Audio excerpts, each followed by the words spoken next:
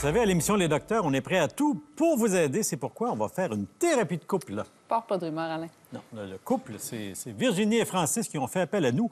Leur point en litige, en fait, c'est le ronflement.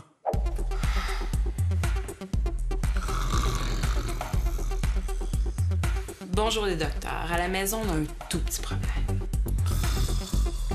En fait, elle a un problème, car je dors très bien malgré le fait que je ronfle. J'ai beau le pousser, j'ai beau lui donner des coups de coude, il ronfle toujours. Alors, qu'est-ce qu'elle peut faire pour mieux dormir? J'aimerais mieux qu'est-ce qu'il, lui, pourrait faire. Non, toi, chérie. Non, c'est ton problème. C'est toi qui dors pas bien, c'est pas moi. Non, j'ai besoin d'aide, là. Les docteurs, je veux dormir. Bien, merci, Virginie et Francis. En fait, qui a raison? Pour en parler avec nous, un spécialiste du ronflement, il est chirurgien ORL, le docteur Jean-Raymond Spénard. Bonjour. Bonjour, Jean-Raymond. Bonjour. Jean-Raymond, qu'est-ce que le ronflement? Premièrement, il faut bien le définir. Ouais.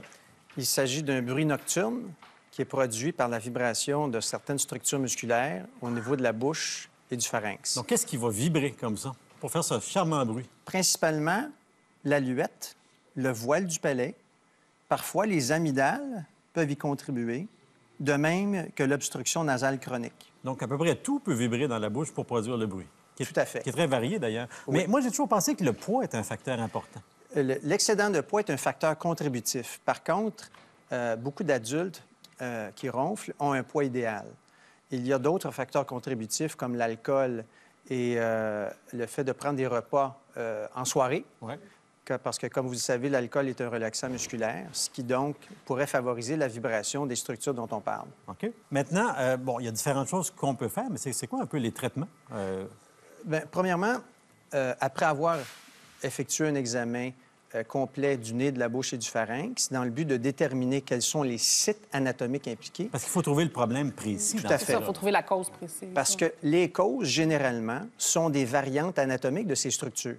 Ça peut être une hypertrophie du voile du palais ou de l'aluette, et comme également des amygdales.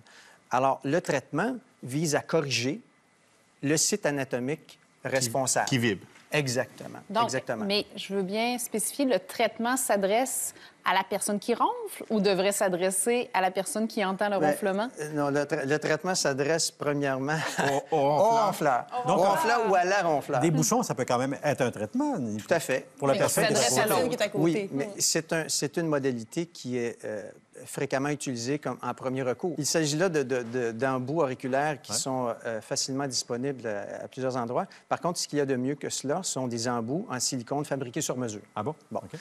Alors, le traitement vise à quoi? Donc, à corriger les structures dont nous avons parlé. Une technique récemment mise au point consiste à l'insertion de petits implants synthétiques au niveau du voile du palais. Dans le palais.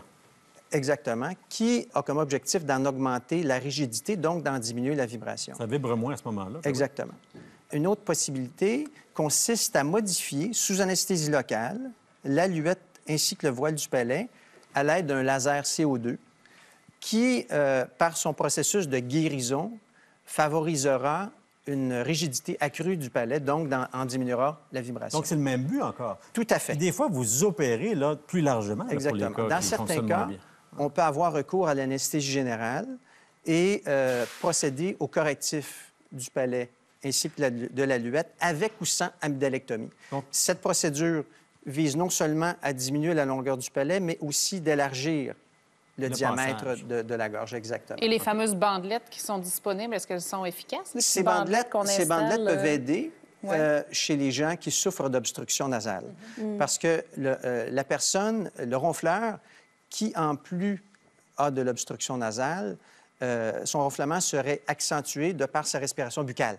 Alors, si l'usage de ces bandelettes qui sont très faciles d'application, dans ce cas, ça peut aider le ronflement. Ça peut aider le ronflement.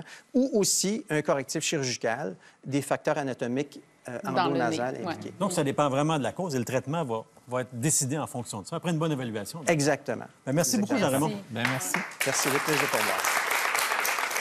Et moi, je suis sûr que Virginie et Francis ont hâte d'aller essayer ces trucs anti-ronflement, mais attendez encore un peu. On va faire